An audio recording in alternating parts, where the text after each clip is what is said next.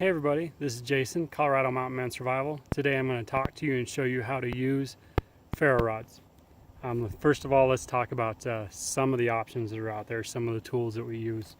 The one that I carry with me on my knife every day, nothing special, just your standard ferro rod. Was that about 4 inches? You can probably see I use that quite a bit. This is a harder ferro rod. Not all ferro rods are created equally. Some are softer and some are harder. There's nothing wrong with the soft ones. There's nothing wrong with the hard ones. It's just about how much pressure it takes to get a spark off of here, and the softer ones might break easier on you. But I find the softer ones are better for throwing good sparks, and for kids, kids that have difficulty getting a spark off of one of these harder rods. So just, whatever your personal preference is. But here's one that just attaches to my knife. That way I'm always sure that I have one with me. Next one I've got, for my larger knife, I've got another ferro rod attached to it. You can see this is quite a bit bigger. It's another probably about 6 inches long.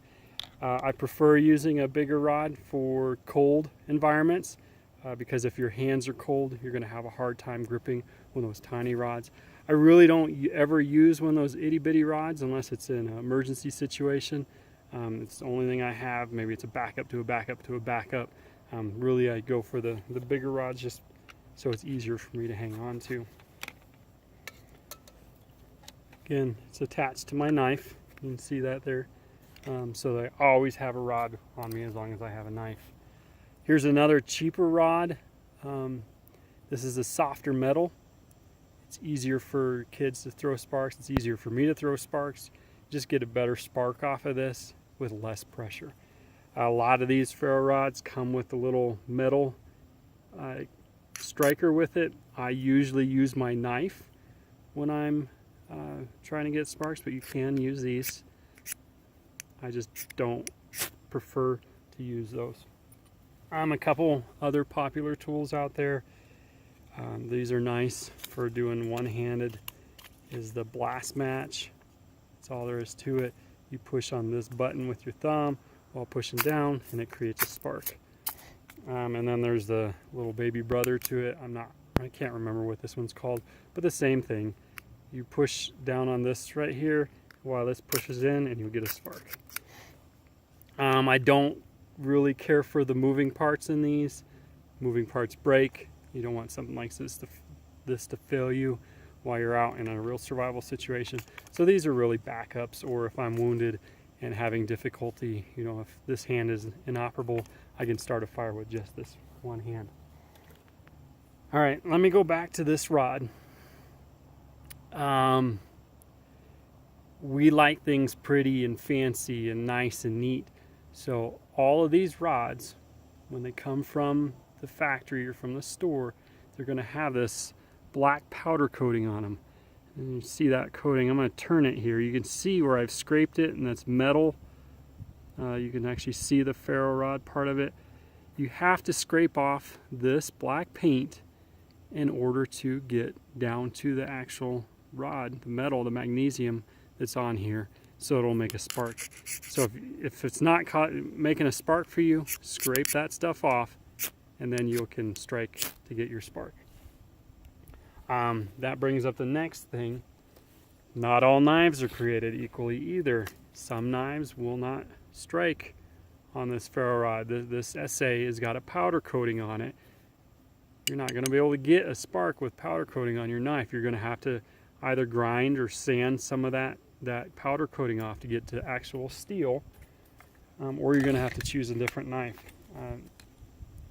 I know I hear, I won't mention the name of the knife, but there's a lot of knives that the back spine, this is a back spine, it's not a 90-degree angle. It'll have a slight round to it or slight roll. If you have a knife like that, no matter what you do, how hard you strike on this, that curve is going to prevent you from getting a good spark. So make sure when you choose your knife, your bushcraft style knife, that it is not one that has a rounded edge.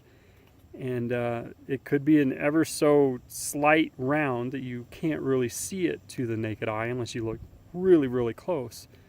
But it's there, so make sure you've got a 90-degree spine on the back side of your knife. And I highly discourage you from using the blade side to strike. It just ruins your knife. You're going to use the back side to get your spark. Okay, so this is the knife that I typically use when I'm out doing whatever it is I do, so it's got a good 90-degree angle on it.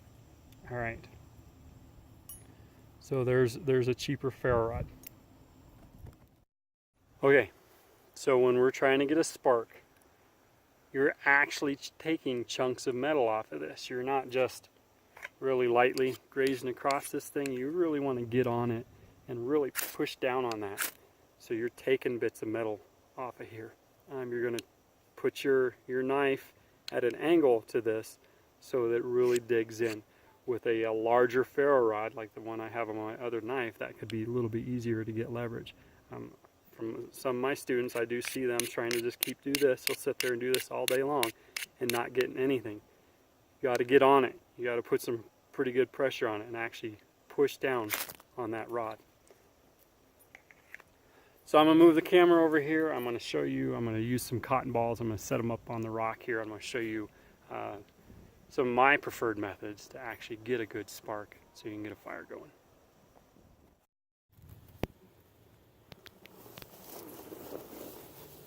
All right, hey everybody, down here on the ground. Okay, so I got my cotton ball here, and I'm going to show you the preferred method, the method I normally use when I'm starting a fire. Most people do what I call I guess a spray and pray method, where they're taking their knife and they're just raking their knife across this ferro rod and shooting sparks wherever they can, and trying to hit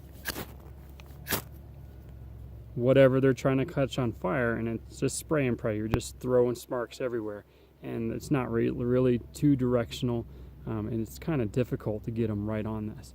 So what I do is I get my knife right up above whatever I want to start, and then my knife stays in position. This does not move. It's the ferro rod that moves.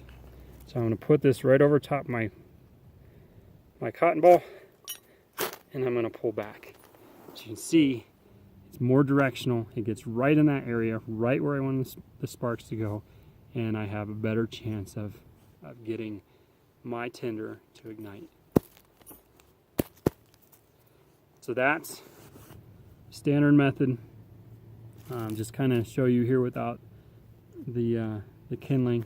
Set my knife on the ground, or my knuckles on the ground, right above whatever it is I'm trying to ignite. So if this is what I'm going to ignite, lock my elbow out and then draw this backwards towards me. That keeps your sparks all centered right here and keeps you from slapping your tinder with your knife, which could potentially put out and extinguish those sparks. Another thing you can do, people like to do, is just small strokes like this. I don't really like this too much. It depends on your ferro rod. You can see it doesn't work too well right here, but I mean, if you're doing small strokes, you're going to be able to get everything kind of directed. So, but I'm pushing pretty hard on here. Another thing some people do is back and forth like this. If you are having a really difficult time, and that'll heat up your tinder a little bit, your ground, and you're throwing a bunch of sparks all at once. It's just another way to do it. Okay, I'm going to show you one more time using my larger rod. Again, I prefer these in cold weather. It gives me a lot to hang on to. So if my hands are cold, I can grip this easily. If weather's pretty crappy and it's wet outside, I can really get on this thing and get some really big sparks. Let me see what I can do here for you. Got that old piece on fire. Cotton balls are really my preferred method. But you can see all that stuff. It actually caught some of the grass on fire out here, so it just burns hotter. does a lot better. I always recommend a larger rod. Alright, there's some quick tips on how to use your ferro rod if you've been struggling on how to get a spark. Really, you just got to really put some good pressure on it. You got to make sure you got the proper knife with a nice 90-degree edge in the back, and you're taking chunks of metal off that ferro rod. You're just not lightly brushing across it. So get out there and practice. Make sure you can start a fire in a normal situation and a practice situation before the time comes when you really need one.